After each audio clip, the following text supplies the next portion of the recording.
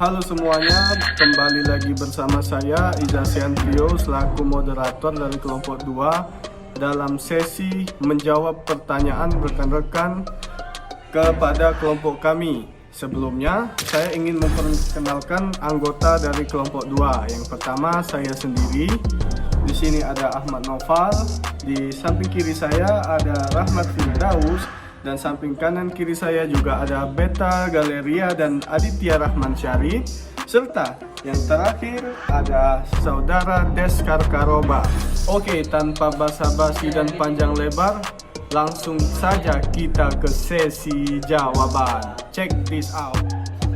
Halo semuanya, kembali lagi bersama saya Nindya Praja Ilasentio NPP 300338 pada sesi jawaban. Baik, saya akan menjawab pertanyaan dari beberapa rekan yang telah bertanya. Yaitu yang pertama dari saudari Pamela. Bagaimana peran pemerintah di bidang perkembangan ekonomi terkait ekologi pemerintahan? Jawabannya adalah yang pertama yaitu peran alokatif, yaitu peranan pemerintah dalam mengalokasikan sumber daya ekonomi yang ada agar pemanfaatannya bisa optimal dan mendukung efisiensi produksi.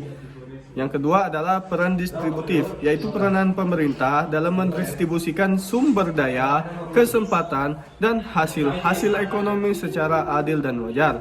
Yang ketiga, peran stabilitatif, yaitu peranan pemerintah dalam memelihara stabilitas perekonomian dan memulihkannya jika berada dalam keadaan disequilibrium. Dan yang terakhir adalah peran dinamisatif, yaitu peranan pemerintah dalam menggerakkan proses pembangunan ekonomi agar lebih cepat tumbuh, berkembang, dan maju. Selanjutnya pertanyaan dari saudari Resti Sandiadita. Jika memang ekologi pemerintahan begitu penting untuk dipelajari, menurut kelompok Anda, apakah aparatur pemerintahan yang tidak mempelajari ekologi tetap dapat menunjukkan kinerja yang baik dibandingkan dengan yang telah mempelajari tentang ekologi pemerintahan? Jawabannya adalah pemerintahan merupakan organisasi atau wadah yang mempunyai kekuasaan mengurus kesejahteraan rakyat dan pembangunan masyarakat dengan melaksanakan kepemimpinan dan koordinasi pemerintahan dalam negara. Pemerintahan merupakan sebuah sistem yang dinamis di mana perubahan lingkungan terjadi dengan sangat cepat dan sulit diprediksi.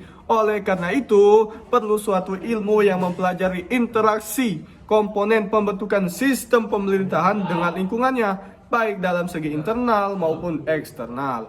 Berkembangnya lingkungan secara dinamis dan sulit diprediksi inilah menimbulkan pemikiran di mana perlu adanya ilmu yang mengatur tentang hubungan timbal balik antara makhluk hidup dengan lingkungannya, baik termasuk cara beradaptasi dengan perubahan lingkungan, yaitu ekologi pemerintahan. Dengan demikian, aparatur pemerintahan yang tidak mempelajari juga baik, namun aparatur pemerintahan yang mempelajari ilmu ekologi akan lebih baik karena telah memahami cara beradaptasi dan solusi terhadap perubahan lingkungan yang selalu terjadi di masyarakat. Selanjutnya pertanyaan dari saudara Sahrul Ramadan. Tanggapan saudara terhadap ekologi pemerintahan di Indonesia pada saat ini?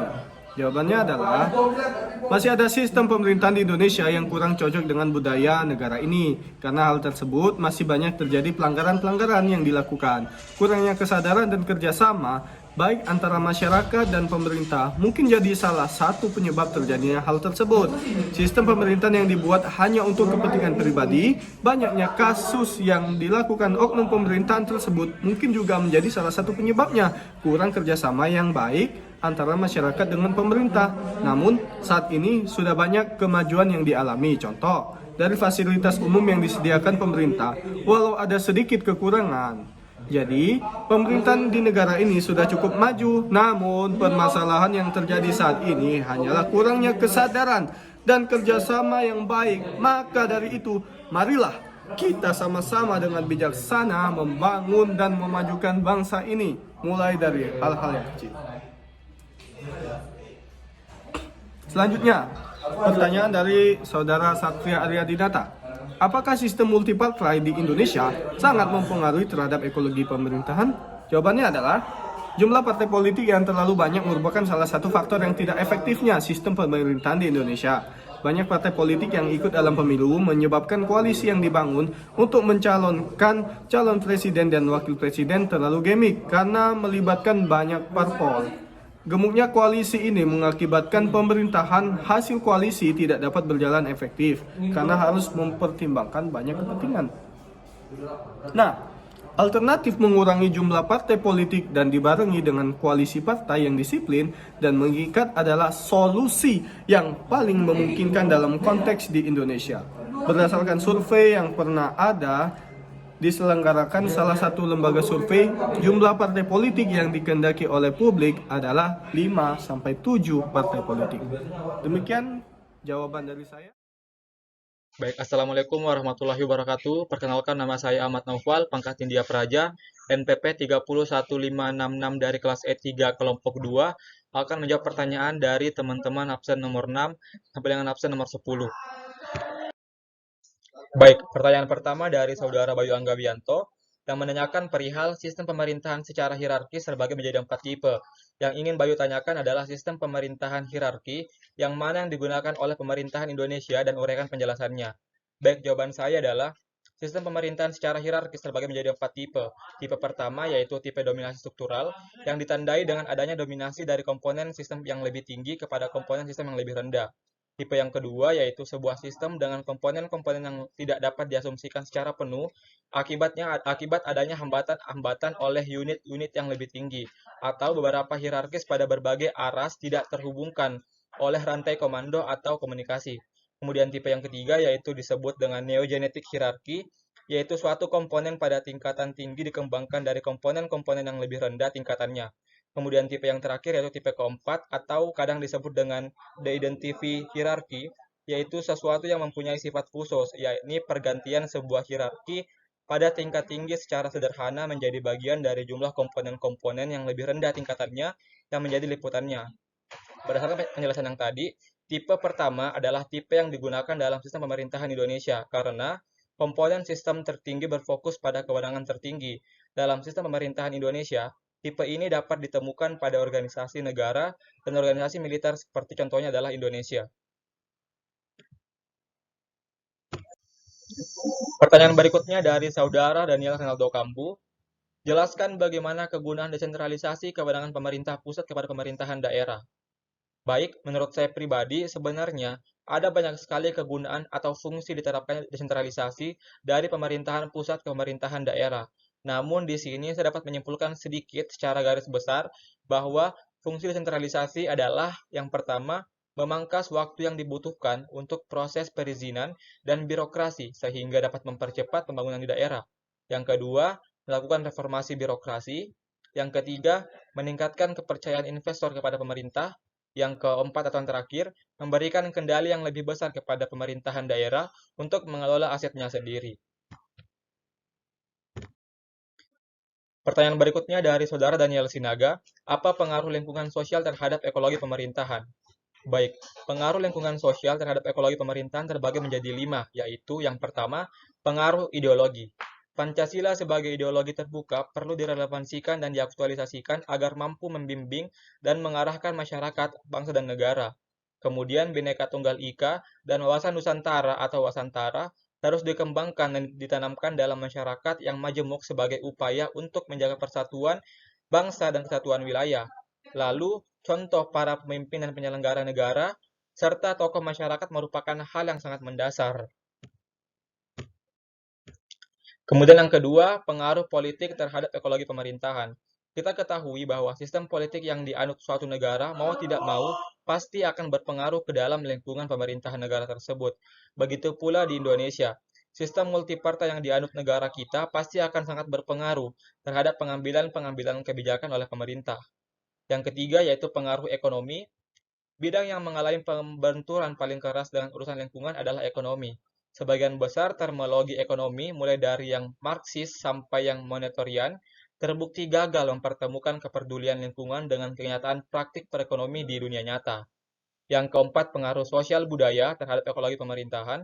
Sosial budaya juga sangat berpengaruh terhadap kondisi ekologi pemerintahan. Misalnya di Indonesia, sosial budaya yang multikultural akibat dari kondisi geografis yang terpisah-pisah berbentuk kepulauan sangat berpengaruh terhadap bentuk negaranya, yakni negara kesatuan. Dan yang terakhir adalah pengaruh pertahanan dan keamanan terhadap ekologi pemerintahan. Masalah pertahanan keamanan tidak bisa begitu saja diabaikan. Suatu negara yang kondisi pertahanan negaranya tidak kuat, maka akan dengan mudah dikacaukan oleh negara lain yang memiliki kepentingan. Dengan begitu, sistem pemerintahan pun akan goyah yang akan mengakibatkan ketidakstabilan semua sektor. Contohnya saja negara kita, negara Indonesia tercinta ini, yaitu sistem pemerintahan di Indonesia masih sangat lemah.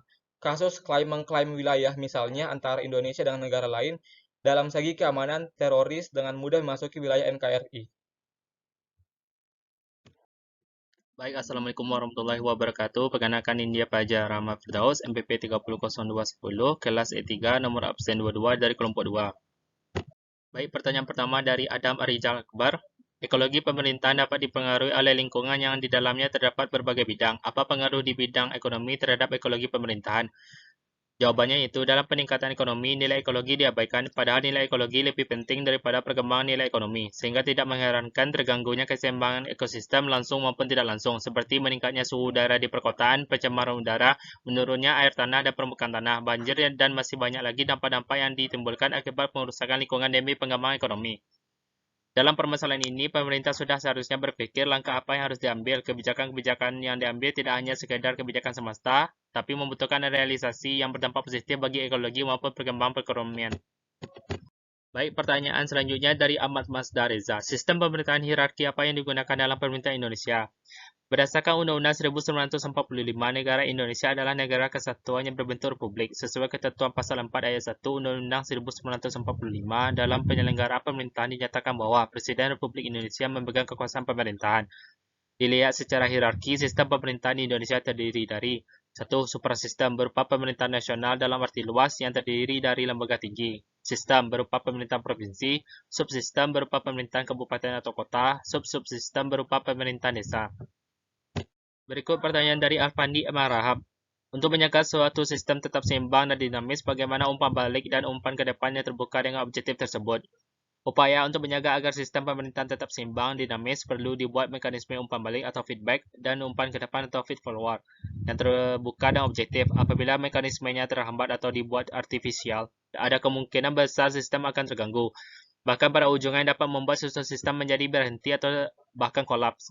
Pimpinan organisasi pemerintahan yang sadar sistem akan membuka seluas-luasnya mekanisme umpan balik supaya dia mendapat informasi yang aktual dan akurat. Salam, selamat siang. Izin memperkenalkan diri, Nindya Praja, Desker Karoba, NPP 301463, kelas E3, nomor absen 10, kelompok 2, ekologi pemerintahan. Sini saya akan menjawab pertanyaan dari kelompok 1, 3, dan 4. Pertanyaan dari kelompok 1 dari saudara Sarip Hidayat,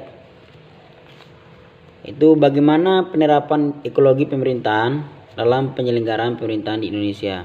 Jawabannya adalah ekologi pemerintahan sebagai landasan dalam pengambilan kebijakan akan mengikuti berbagai proses penyusunan, analisis kebijakan, dan berbagai sumber daya yang diperoleh baik dari sumber daya alam, sumber daya buatan, sumber daya manusia, sehingga sumber daya tersebut menjadikan acuan dalam penyusunan kebijakan. Selanjutnya saya akan menjawab pertanyaan dari kelompok 3 dari saudara Tengku Harifa Aulia, yaitu bagaimana pengaruh minimnya dimensi ekologi dalam proses pembangunan nasional. Jawabannya adalah ada 3 masalah utama minimnya pembangunan nasional di Indonesia, yaitu keselamatan perencanaan yang tidak memperhitungkan sumber daya bencana. Yang kedua, kesalahan memakai bencana itu sendiri. Dan yang ketiga, kesalahan pengambilan keputusan. Atau dengan kata lain, pembangunan yang dilaksanakan saat ini masih belum memperhatikan faktor ekologisnya. Selanjutnya saya akan menjawab pertanyaan dari kelompok 4, yaitu saudara Jubelina Pigome. Bagaimana menyikapi pengaruh sosial budaya di masa pandemi COVID-19 dengan kebudayaan pola hidup yang di Indonesia seperti salaman atau jabat tangan? Jadi jawabannya adalah menyikapi pengaruh sosial budaya di tengah pandemi COVID-19, masyarakat diharapkan pada kebebasan baru menjadi sebuah keniscayaan yang lambat laun yang menjadi budaya baru dalam kehidupan masyarakat. Budaya seperti pertemuan tatap muka atau salam tangan yang semasa pandemi ini diganti dengan virtual. Menurut saya tidak akan hilang kalau muncul perilaku baru di era new normal. Mungkin, tapi tidak secara otomatis akan menghilangkan kebiasaan lama. Sekian, terima kasih. Assalamualaikum warahmatullahi wabarakatuh. Izin memperkenalkan diri, Nindya Praja Aditya Rahman Syarif, NPP 301235 dari kelas E3, nomor absen 02, dari kelompok 2 Ekologi Pemerintahan. Di sini saya akan menjawab pertanyaan yang diberikan dari rekan-rekan kepada kelompok kami, kelompok 2. Pertanyaan dari Maulana Azizani dari kelompok 1. Pertanyaannya adalah, bagaimana pendapat saudara mengenai pengaruh sistem politik di Indonesia yang menganut sistem multipartai? Apa kelebihan dan kekurangan sistem tersebut? Adalah konstitusi kita, Undang-Undang Dasar 1945, tidak mengamanatkan secara jelas sistem kepartaian apa yang harus diimplementasikan.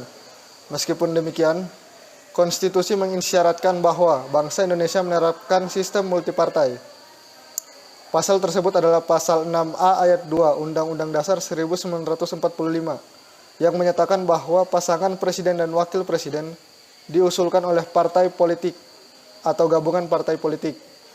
Dari pasal tersebut tersirat bahwa Indonesia menganut sistem multipartai karena yang berhak mencalonkan pasangan calon presiden dan wakil presiden adalah partai politik atau gabungan dari partai politik. Kata gabungan partai politik artinya paling sedikit 2 atau lebih. Meski begitu, sistem multipartai yang diterapkan merupakan implementasi dari demokrasi berkedaulatan rakyat dengan kebebasan berpendapat, berekspresi, serta ikut serta dalam pemerintahan sebagaimana yang diatur dalam Undang-Undang Dasar. Ini adalah pertanyaan dari Muhammad Andika dari kelompok 1. Pertanyaannya adalah, seperti yang kita tahu bahwa sistem terbagi menjadi 4 tipe. Menurut kelompok 2, tipe mana yang paling dominan digunakan dalam melihat sistem pemerintahan di Indonesia? Menerapkan sistem dengan tipe dominasi struktural, yaitu tipe yang ditandai dengan adanya dominasi komponen sistem yang lebih tinggi kepada komponen sistem yang lebih rendah, di mana komponen sistem tertinggi berfokus pada kewenangan tertinggi. Hal ini diterapkan dalam sistem pemerintahan di Indonesia yang bersifat otonomi dan desentralisasi, di mana komponen sistem pemerintahan tertinggi dalam hal ini pusat memiliki kewenangan untuk mengatur sistem pemerintahan di bawahnya, dalam hal ini daerah. Adalah pertanyaan dari Nufa Sintia dari kelompok 1. Pertanyaannya adalah, bagaimana pengaruh sosial budaya terhadap ekologi pemerintahan? Sosial budaya juga termasuk dalam lingkungan sosial pemerintahan yang paling besar memberikan impact kepada kehidupan pemerintahan. Kondisi budaya suatu negara kemudian akan sangat nampak dari corak pemerintahannya. Misalnya saja di Indonesia, dengan sosial budaya yang multikultural akibat dari kondisi geografis yang terpisah-pisah, berbentuk kepulauan, sangat berpengaruh pada bentuk negaranya, yakni negara kesatuan.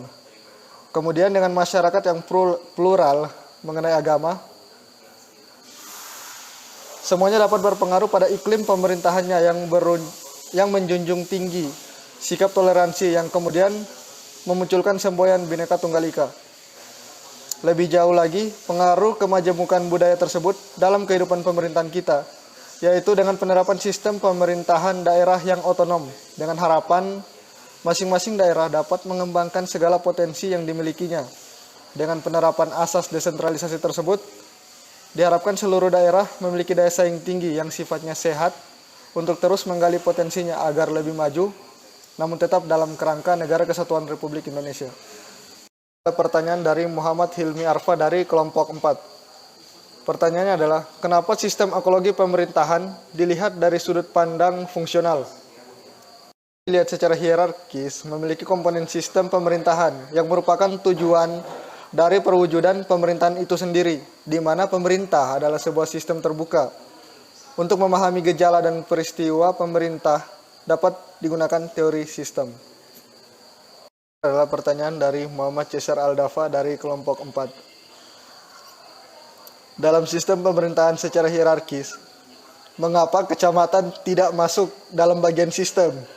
Apakah kecamatan tidak memenuhi komponen pemerintahan desa, kabupaten, dan provinsi? Ini adalah kecamatan masuk ke dalam sistem. Dalam hal ini sistem yang merupakan perwujudan pemerintah Indonesia dengan bentuk negara kesatuan dengan prinsip otonomi yang seluas-luasnya. Negara kesatuan merupakan dan menempatkan pemerintah pusat sebagai otoritas pemegang kekuasaan tertinggi. Di dalam atau di bawah negara berdaulat terdapat wilayah pemerintahan yang disebut wilayah administratif. Wilayah administratif di Indonesia dibagi menjadi wilayah administratif tingkat 1, yaitu provinsi, dan wilayah administratif tingkat 2, yaitu kota atau kabupaten, dan seterusnya sampai ke kecamatan, kelurahan, dan desa. Sekian.